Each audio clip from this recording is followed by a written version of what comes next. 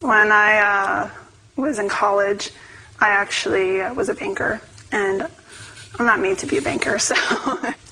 Well, it was actually very depressing to me because I interacted with a lot of people, doing transactions for them, and it just really surprised me as to how much money ruled their lives. Well, I'm always worried about money. Well, that was after the divorce. But, yeah, $60,000 in debt, and I wasn't 30 yet. It's the whole seduction of money and that lure of a chance to get more. The normal debt, homes, cars. We have contests to see who can spend the least amount of money. And I think one day I actually got down to about $1.50 and that's the whole day's worth of food and everything. Didn't really have much money, and I was constantly struggling. The time I was most worried about money? Well, right now I'm really worried about money. It was a domestic violence situation, and I was afraid that I wouldn't have the income. Wonder where your next meal is going to come from. Pray that everything's going to work out all right. I always worry about money, whether I have enough, whether I'm spending too much. You got to make money. There's just no way around it. And you got to do what you got to do, short of illegal things. I think that if money hadn't been an issue, we would have totally been okay. The questions I have about money? If I had any questions about money, what would I like to know? What is the actual worth of $1 these days? Money. Money is the source of much anxiety, much confusion, a great deal of suffering. The standard view is that if you get richer, you get better off and you're happier. Well, it turns out not to be true. People's absolute standard of living, once they're above poverty, is pretty weakly related to happiness. I'm going to make a rough claim that about 95% of family feuds, problems, breakdowns, are about money. And I'm probably conservative. In America, to have $1 million means that you're successful. I mean, but what does that really mean? Why is that? What's so special about money? Why do we deal about money as basically the breakdown in the family? Why is it so frequent?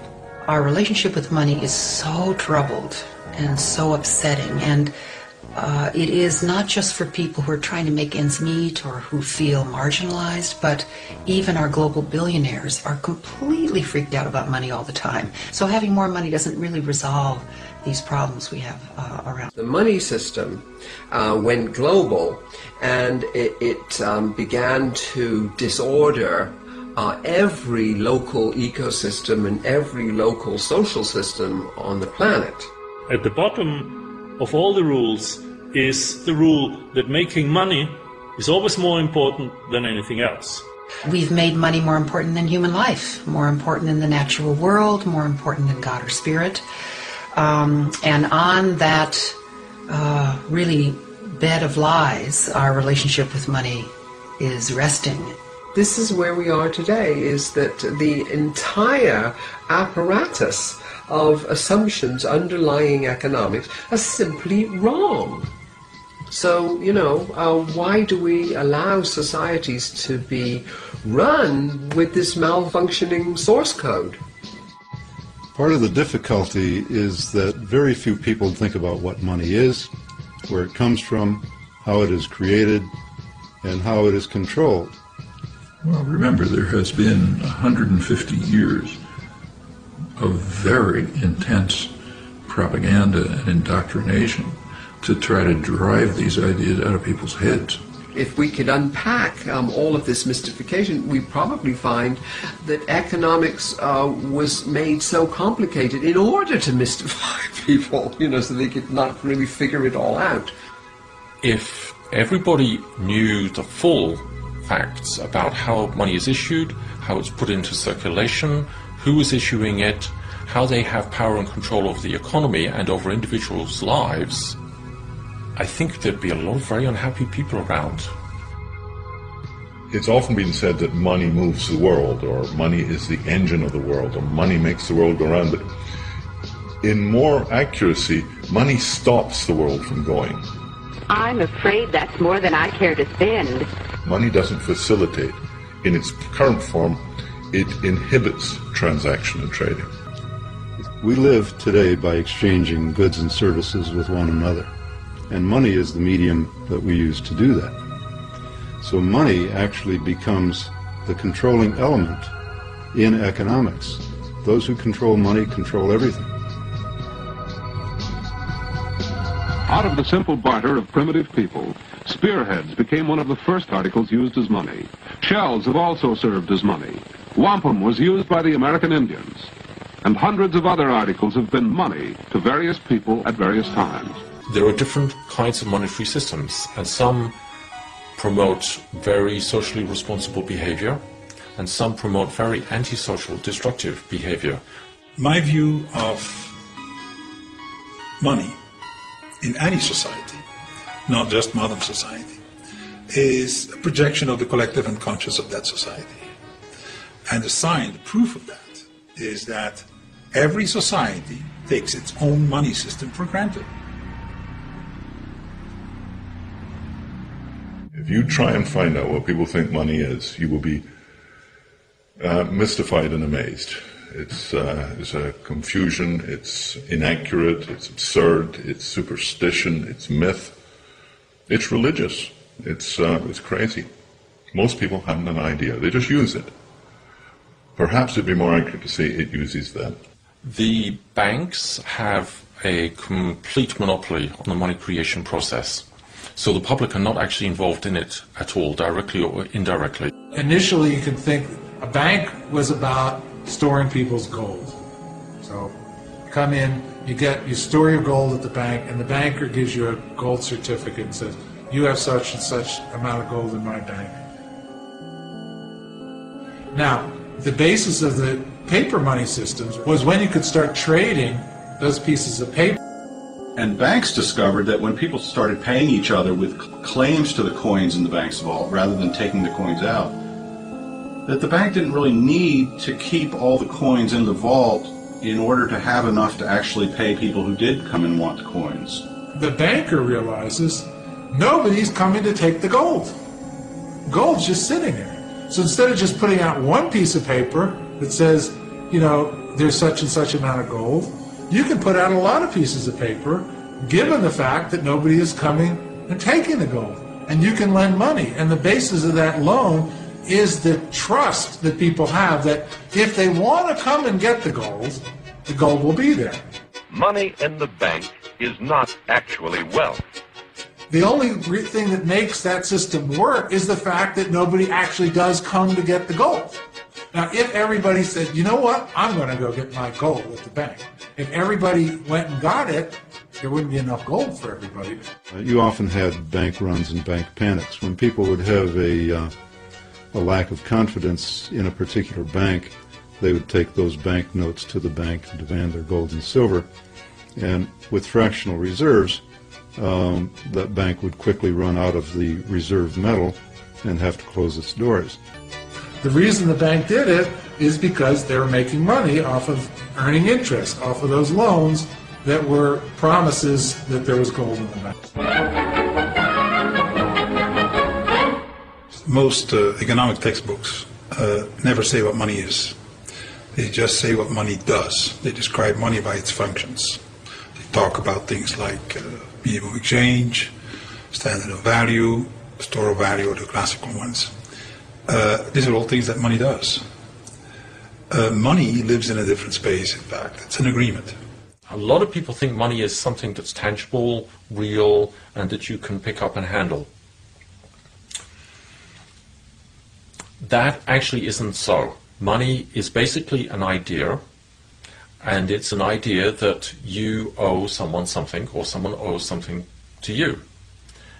And that idea can be symbolized by an account, where your account goes up and mine goes down, or vice versa. Or it can be symbolized by an exchange of paper currency, or an exchange of coin, whether it's gold, silver, or copper, or whatever. But those are all symbols. It's not actually money. Another misconception that people have about money is that money is a thing.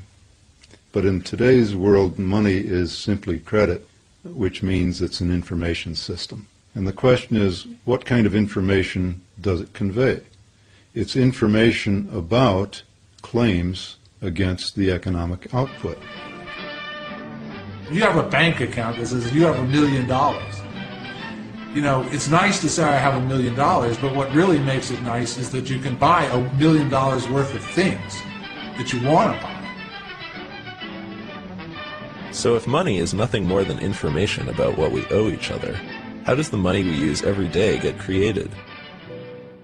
Money is created through a process of bank loans. People, companies, governments going to the banking system and borrowing money. So every dollar, every national currency you've ever seen is someone's debt. Money is issued whenever someone takes out a loan from the bank.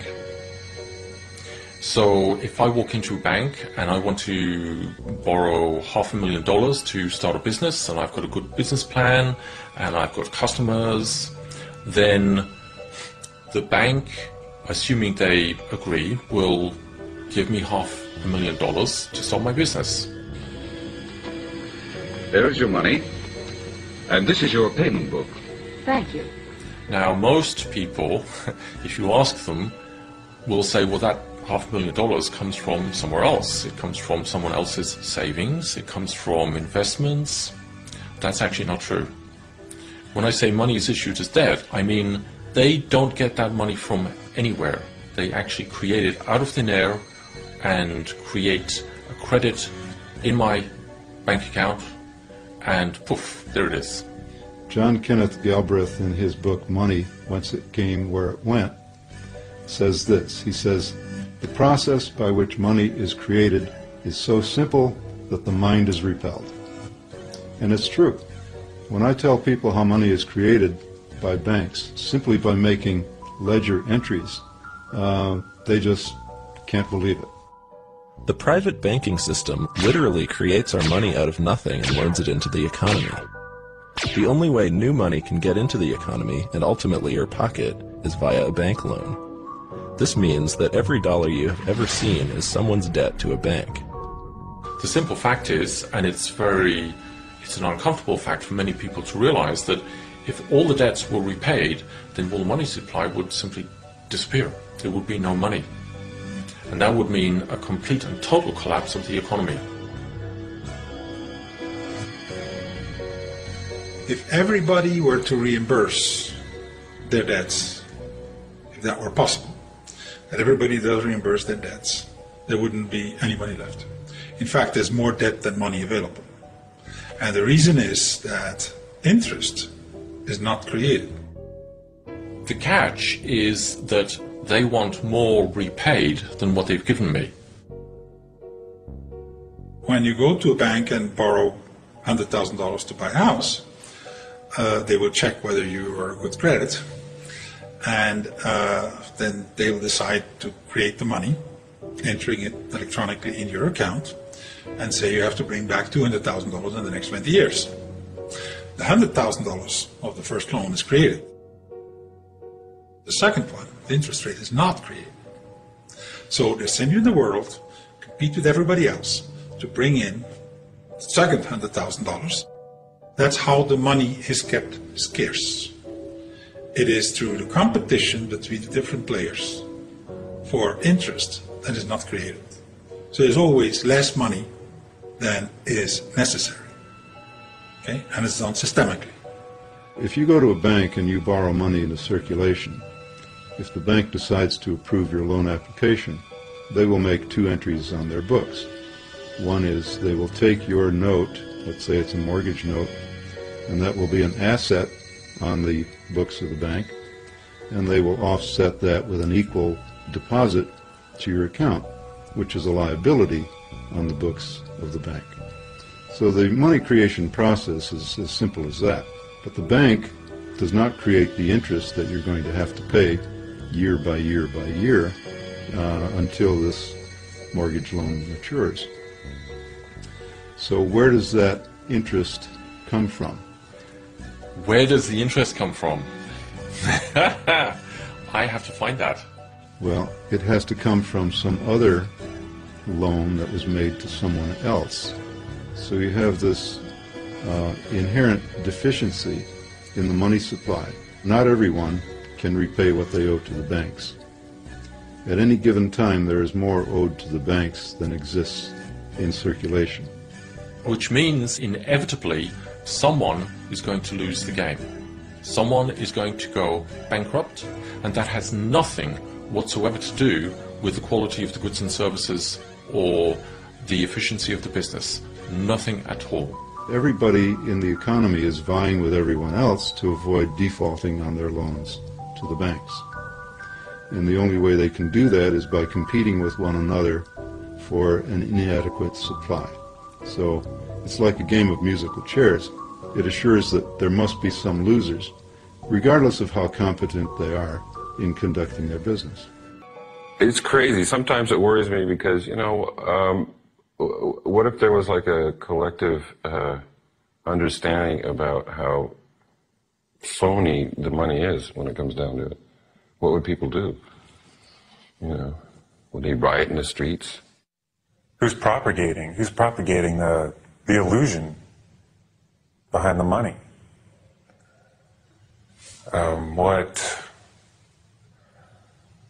That just pisses me off, actually.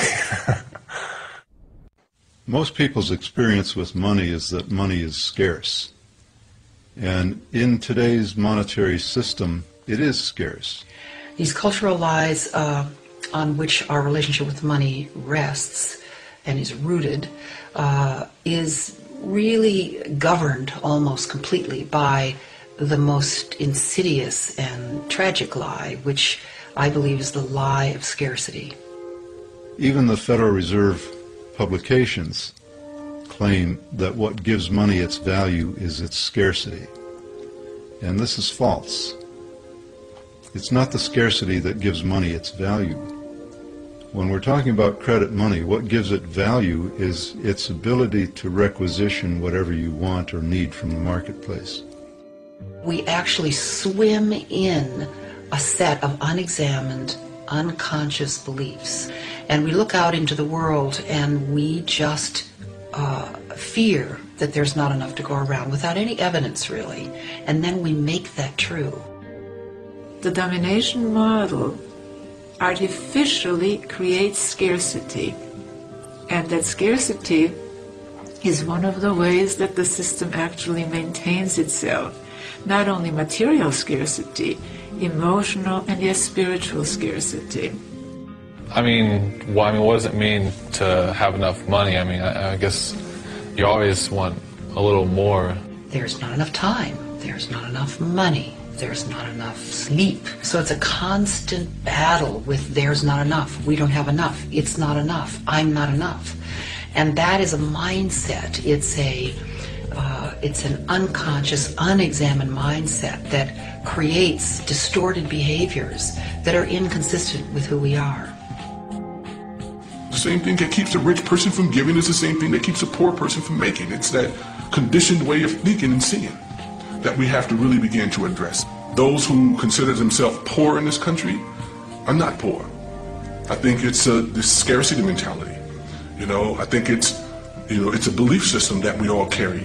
And that there's not enough belief system has a second part to it. There's not enough to go around, and someone somewhere is going to be left out. And that inevitable fear or certainty that there's not enough to go around and someone somewhere is going to be left out is actually at the base of our political understanding of the world, our systems of governance, our educational system. It's even at the heart of religion.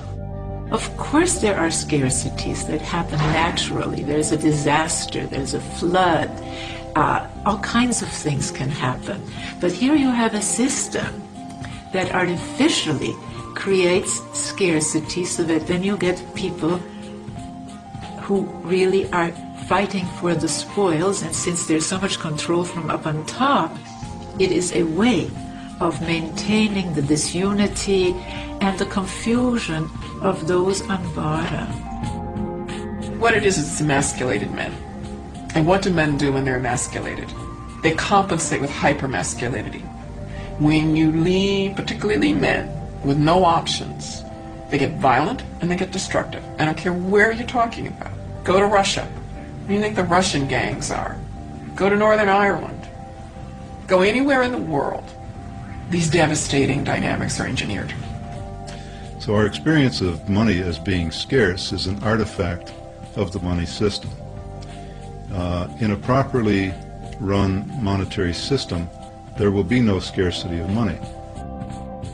There's not enough to go around and someone somewhere is always going to be left out gives us this very difficult and unfortunate permission to leave people out. Because if someone's always going to be left out, then it's your job and my job to accumulate more than we possibly could ever use or need to distance ourselves from ever being one of those poor people who gets left out.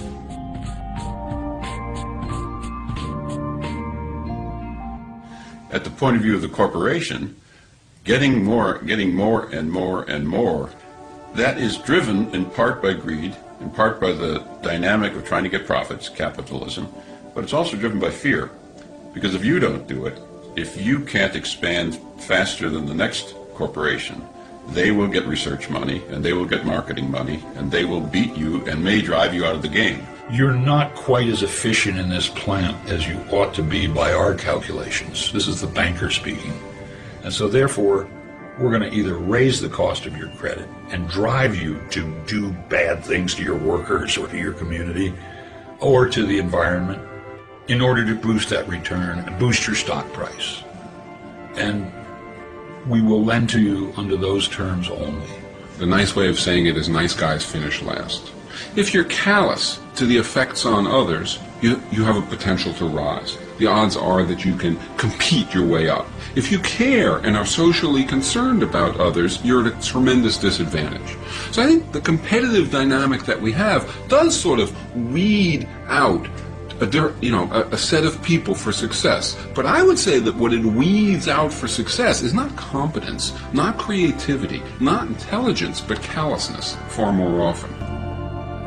Competition does have its place in urging us to our highest level of performance and fulfillment, but health is dependent on cooperation. We don't have the liver competing with the heart for blood and for nutrients. There is this inherent cooperation that leads to the health of the entire entity. Ecosystems are based much more on cooperation than they are on competition. We tend to deify cutthroat competition. And there is some competition in nature, but there's much more cooperation. Species move from competition to cooperation because they discover the economic value of cooperating. It is cheaper, more efficient.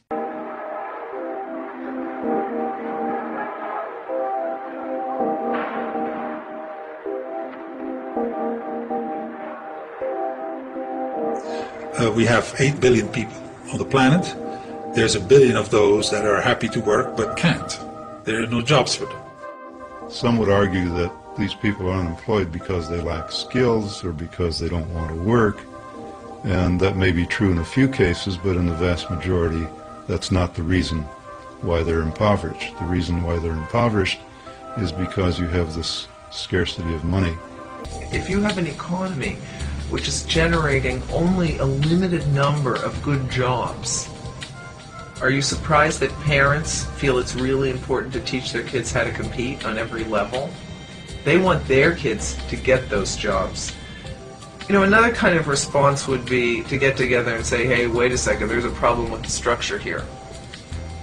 But, you know, we have a very individualistic response to the problem. If you, say, were in such conditions of duress, you know, that you just couldn't survive except by being a slave, you might sign a contract that says, okay, I'll be your slave. That's by your own free will. I mean, are we going to take that seriously? I mean, you know, under some pathological assumptions, I suppose. We live in an economy which takes 80% of each new generation and educates that 80% to obey orders and to endure boredom, and stifles their creativity and stifles their capacities and curtails them. They're systematically crushed by a system which does what? Which fills slots.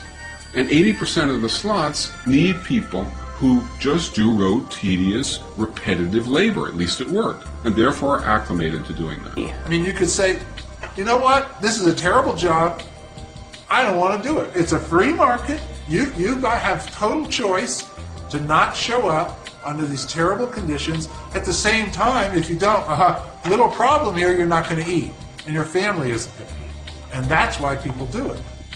Yeah, I really hated that job. I think many of us nowadays feel the way Charlie Chaplin role modeled long ago, like cogs in wheels, that we're stuck in the machinery of our economy, that we have very little choice. We have to work a 9-to-5 job and watch a little TV and go to bed and do it all over again. I want to have a more rewarding experience, I guess, with life. And based not just to make money and to say, oh, this year I made 10,000 more than last year. I think that this whole idea of the middle class in this country is ridiculous. There's no middle class. There's no such thing as that. They're the working poor too, because their whole lifestyle is financed to death. They have the big, beautiful house, the 2 lovely cars, they're putting their kids through college. But if they get fired from their job, all of that stuff is over. I've always been kind of a cynical person, so I guess to me, doing jobs to just support yourself is just pretty much what life is about. It's that we do the work we do so often simply for the money. Now, since we're all chasing this money around, it utterly patterns our society.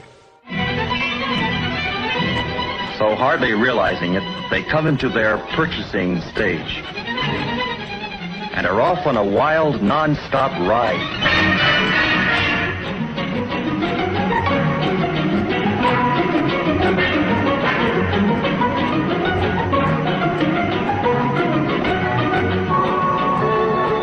It's a happy-go-spending world, reflected in the windows of the suburban shopping centers where they go to buy. What we're doing is really reinventing the exchange process. We need to mediate exchanges in a different way than we've done before. The debt money system creates money on the basis of interest-bearing debt. It's not debt itself that is at fault. It's the interest component that's attached to the debt. And the interest component does not get created when banks create money on the basis of collateral. We have to start thinking about money as an information medium, not as a substantial thing. It has been merely an information medium for a couple of 100 years in most respects. But nonetheless, we've stuck ourselves with the idea that there's only so much money. That's the core of its reality concept. That all there is so many trillion dollars or euros or yen, and what we're doing is juggling them. Comes from you, goes to me, goes to him, goes to her. It's to and fro, and we're juggling with a real thing. Therefore, we are always going to have shortages. In a mutual credit system, each person has an account. And at some times your account may be positive, at other times your account may be negative. Now, it's this allowance for a negative balance that is the fundamental feature of a credit clearing system. This negative balance represents credit that's been extended to you by the rest of the community. I, as a seller, may allocate to you some good or service that you need at the time. I get a credit to my account, you get a debit to your account. Your debit means that you owe something to the community of traders in our credit clearing circle. My credit balance means that the circle owes something to me. There is without a doubt a mega crisis that we're facing in the coming years. And the big elephant in the living room is the money problem. And unfortunately, most people who are active in the sustainability movement and the environmental movement don't understand the nature of this problem. And we're not going to make any significant headway with sustainability or restoration of the environment until we solve the money problem. Most people, most of us get up in the morning for things other than just money. we care about things like family and, if you will, betterment, development as whole human beings. People are not fools forever. And I think we're going to see very strong reaction to this as the pain grows and as the difficulties grow. And that's the time to begin building serious ideas about where we go for the future. I think we have the opportunity to bring forth an environmentally sustainable, spiritually fulfilling, and socially just human presence on this planet. And I think that is the power and possibility of our time. I think we can use money as a tool, as a servant to what we want to become, rather than be victims. We don't need to have all this suffering around money. We can free ourselves from it. And the economy can be much healthier and much more of service to all of us. Time to become aware. Time to have a consciousness of our potential. And I think our potential as humans is infinite. Let's not limit ourselves through the medium of exchange. Time to wake up.